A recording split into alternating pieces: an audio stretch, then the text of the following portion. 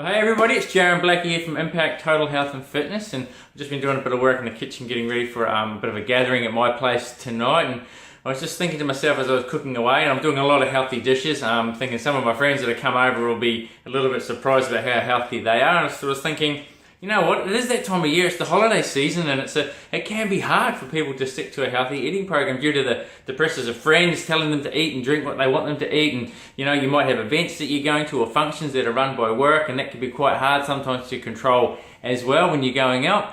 So you've got to, it's hard. You need a bit of an arsenal, a toolkit to go out with when you're actually going out to some functions, especially based around alcohol. Alcohol can be probably one of the hardest things to avoid, and I'll be the first to put my hand up and say I love a drink. I do love it. It's a social thing for me too, but I can also go without it. Yeah, and a few of the things I do to avoid drinking in certain situations is, number one, just be the sober driver straight away. Put your hand up, say, yep, I'll be the one, I'll take care of that for you, let me do that side of it. Yeah, and the other thing is too, along the lines of, take your own drinks with you.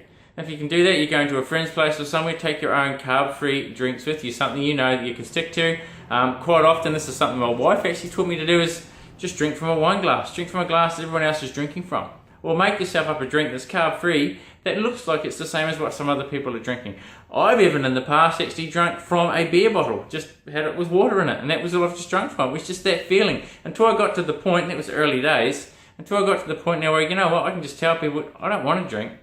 Leave me alone. Stop trying to force it on me. You're actually badgering me and I'm finding it offensive. You know how many people stop straight away when you say that? It just happens. But now they know. People know if I'm not drinking, don't try and force Jaron to drink, because that's just who he is. That's the character he is. So it may take you a while when you're going to functions to be able to tell people, no, I'm not drinking tonight, and they'll just leave you alone. But just work on it, and eventually they'll probably admire you more for having more willpower and more strength than what they've got anyway. So alcohol is doable that way. So just tell people, no, I'm not drinking, mate.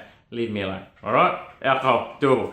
Now the food can be a little bit more tricky, okay? So let's say one of the things I would do if it was a work function, or if it was a family get-together, I'd actually offer to do it at my place. If it was a family get-together work function, I'd offer to be the one that organises it. So then you're in control of the food.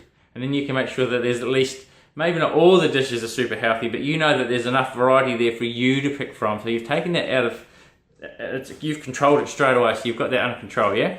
Or maybe if I'm going to a friend's place, I'll offer to bring along a dish as well, even if I don't offer, even if it's not something they want me to do, I'll take along a dish with me as well. And quite often now I've been doing a seafood dish. I know it's going to be very low carb, it's going to be healthy, it's going to satisfy me, there's going to be salads there, I combine that together, and I've got the meal that I want that's going to be good for my body.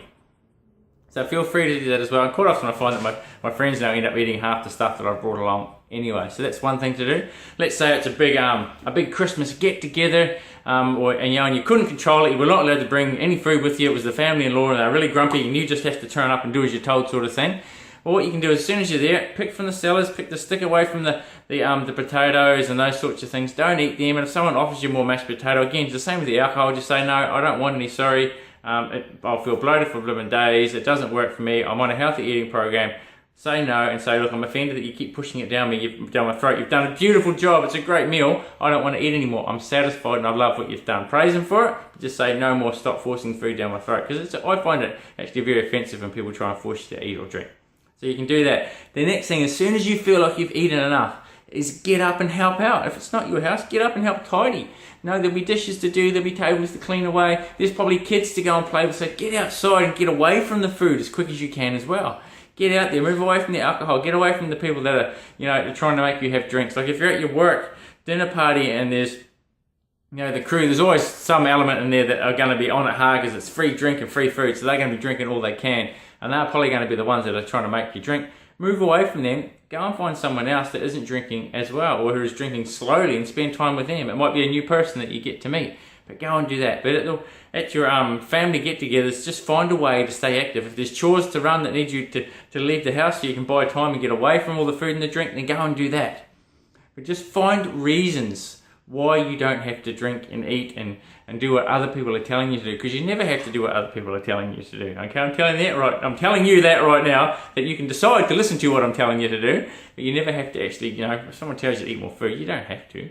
Definitely don't have to. So hopefully there's a few little ideas there that can help you get through the Christmas period, but stay on track, read your goals, okay? I love writing my goals down. That's one way to help me stay focused and remind myself of what I'm doing and what I want to achieve, because 3 or 4 weeks of bad behaviour, we'll call it, over the holiday period or Christmas period, can take a lot of work to fix up in the new year, and eventually some people don't even bother trying to fix it up because it's just too hard. So you don't want to be 3 or 4 weeks of bad behaviour and then 2 weeks of trying to fix it up and then maybe getting back on you and getting on with it again. You've lost, a good part of the year, I reckon. So stay focused, keep working on your goals. Don't let people push food or alcohol down your throat, and I'm sure you're going to win. Yeah. So talk to you all later. Hope this video is a little bit of help for you. They are pretty common sense ideas, but hopefully you can employ a few of them and actually get on with it. So talk to you later, everybody. Bye.